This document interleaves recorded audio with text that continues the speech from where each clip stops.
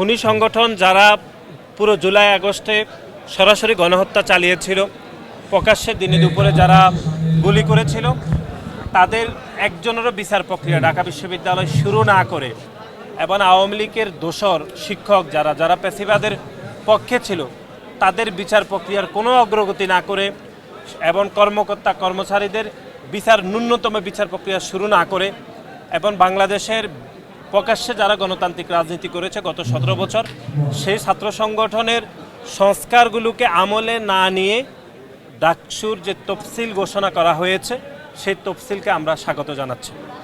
আমরা মনে করি যে গণ অভ্যুত্থান পরবর্তী সময়ে অন্তত বাংলাদেশের যে ছাত্র রাজনীতির যে স্পিড ধারণ করে বাংলাদেশ জাতীয়তাবাদী ছাত্রদল এগিয়ে যাচ্ছিল, সেখানে আমাদের দাবি ছিল, শুধু আমাদের নয়, বাংলাদেশের অনেক শীর্ষ প্রকাশ্যে গণতান্ত্রিক ছাত্র সংগঠনগুলো যারা খুনি সংগঠন ছাত্রলীগের বিচার দাবি করেছিল, আওয়ামী লীগ দোসরদের বিচার দাবি করেছে, যে সকল কর্মকর্তা কর্মচারী যারা এই নির্বাচনে যারা সংযুক্ত থাকবেন তাদের কোনোরূপ বিচার না করে সংস্কারের বিষয়টা আমলে না নিয়ে এরকম নির্বাচন আমার কাছে দুঃখজনক মনে হয়। তারপরেও আমরা শুধু সাধারণ শিক্ষার্থীদের স্পিরিটকে ধারণ করে আমরা মনে করি এটা একটা ইতিবাচক পদক্ষেপ।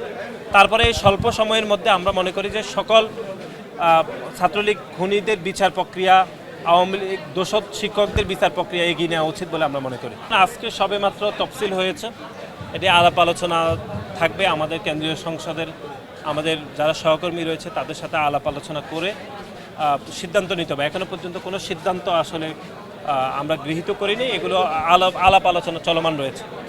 আর হচ্ছে শিবিরের সাথেও হচ্ছে কোনো জোট হবে কি না, আমি মনে করি যারা অতীতে খুনি সংগঠন ছাত্রলীগের দোসর ছিল, যারা বিভিন্ন সময়ে ক্যাম্পাসে আওয়ামী লীগের পদ পদবি ব্যবহার করেছে, বিশেষ করে ছাত্রলীগের পদ পদবিতে ছিলেন, আওয়ামী লীগের বিভিন্ন প্রোগ্রামে যারা পেশিবাদের পক্ষে ছিলেন, গণতান্ত্রিকামী আন্দোলনকে দ্বারা নস্যাৎ করার জন্য খুনি সংগঠন ছাত্রলীগের সাথে মিলেমিশে আন্দোলন করেছেন, তাদের সাথে নিশ্চয় জোট হওয়ার কথা না। এরকম একটি গণতান্ত্রিক ছাত্র সংগঠনের কোনোভাবে হওয়া উচিত না।